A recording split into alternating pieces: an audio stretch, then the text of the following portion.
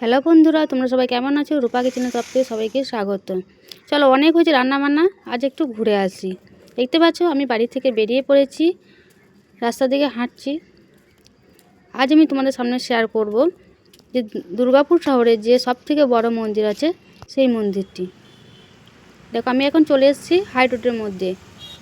High রোডের মধ্যে আমি হাঁটছি, দেখতে পাচ্ছ চারিপাশটা খুবই সুন্দর লাগছে। আর দুর্গাপুর শহরটা এখন খুবই সুন্দর হয়েছে,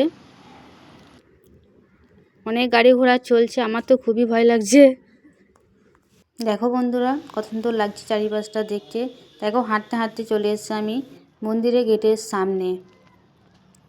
দেখতে পাচ্ছ দূর থেকেই মন্দিরটা খুবই সুন্দর লাগছে, মন্দিরের ভেতরটাও খুব সুন্দর।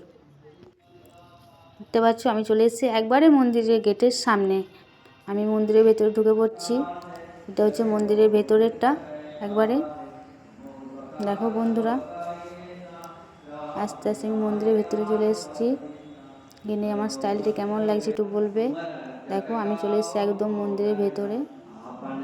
এখানে অনেক দেবতারা আছে, আমি একটু দেবতা দর্শন করে নিলাম। দেখতে পাচ্ছ এইখানে আমি চলে গেছি পণ্ডিতজির কাছে, প্রণামী দিয়ে পণ্ডিতজির কাছ থেকে একটু তিলক নিয়ে নিলাম। উনি আমাকে একটু প্রসাদও দিয়ে দিল। দেখো বন্ধুরা, আমার তো খুবই ভালো লাগে এখানে আসতে, আমি মাঝে মধ্যেই এখানে ঘুরতে আসি। আর তোমরা যদি এই মন্দিরের নামটি কেউ জেনে থাকো অবশ্যই আমাকে কমেন্ট করে জানাবে। দেখো কত সুন্দর লাগছে মন্দিরটা, দেখতে পাচ্ছ। আর এই মন্দির নামটি আমি পরে ভিডিও দিয়ে বলে দেবো। দেখো বন্ধুরা, আমি দুবার ঘন্টা বাজিয়ে নিলাম। ঘন্টা বাজানোর পর আমি চলে এসেছি মন্দিরের বাইরে।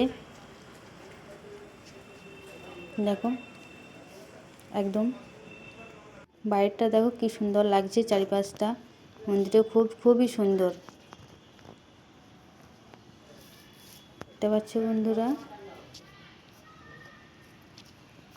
দেখো মন্দিরের বাইরে এসে আমাদেরকে দিয়ে দিল বাঁধাকপির পকোড়া, সুজির হালুয়া, চাটনি। দেখো বন্ধুরা, আমি এখন চলে এসেছি একটি মোমোর দোকানে। তোমরা কে কে মোমো খেতে ভালোবাসো অবশ্যই আমাকে কমেন্ট করে জানাবে। আর আমি ততক্ষণ মোমো খাই, তোমরা ততক্ষণ আমার চ্যানেলটিকে সাবস্ক্রাইব করে দাও। Tata, bye bye.